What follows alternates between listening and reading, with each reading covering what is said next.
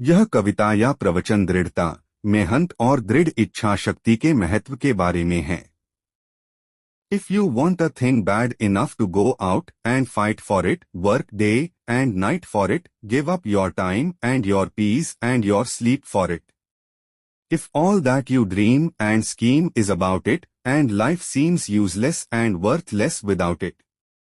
इस पैराग्राफ में यह कहा गया है कि जब आपकी इच्छा किसी चीज के प्रति इतनी प्रबल होती है कि आप उसके लिए संघर्ष करने, अथक मेहनत करने और अपनी नींद और शांति को छोड़ने को तैयार होते हैं, तो यह दर्शाता है कि वह चीज आपके लिए कितनी महत्वपूर्ण है। इसका अर्थ है कि जब आप किसी चीज को पाने की इच्छा रखते हैं, तो आप उसके लिए सभी प्रकार के बलिदान करने के लिए भी तैयार रहते हैं। If you gladly sweat for, fret for and plan for it, and lose all your terror of the opposition for it. इसमें कहा गया है कि यदि आप किसी लक्ष्य के लिए मेहनत करने में खुशी महसूस करते हैं और इसके लिए चिंता एवं योजना बनाते हैं, तो आप अपने डर को पीछे छोड़ देते हैं।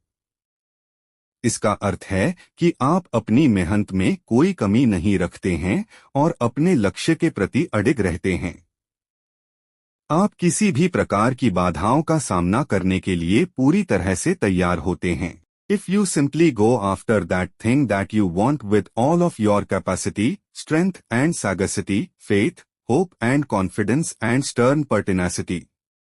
यहाँ पर कहा गया है कि जब आप अपने लक्ष्य के लिए अपनी पूरी शक्ति और बुद्धिमानी का उपयोग करते हैं, तो विश्वास, आशा और आत्मविश्वास बेहद महत्वपूर्ण होते हैं।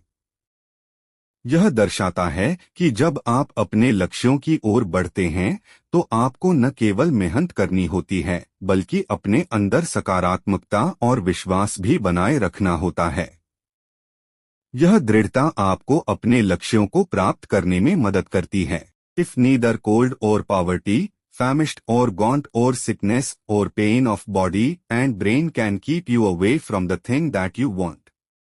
इस पैराग्राफ में बताया गया है कि अगर आप ठंड, गरीबी, भूख या बीमारी जैसी कठिनाइयों का सामना करते हुए भी अपने लक्ष्य को प्राप्त करने के लिए प्रयासरत हैं, तो यह आपकी दृढ़ता और संकल्प को दर्शाता है।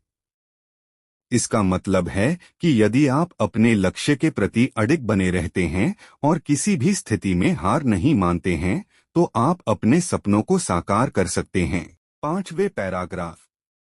If dogged and grim you besiege and beset it, with the help of God you'll get it. यहाँ पर यह कहा जा रहा है कि जब आप अपने लक्ष्य के प्रति गंभीरता और दृढ़ता से प्रयास करते हैं, तो भगवान की मदद से आपको सफलता प्राप्त होगी। इसका अर्थ है कि जब आप ईमानदारी और समर्पण के साथ काम करते हैं, तो आपके प्रयासों का फल आपको अवश्य मिलेगा।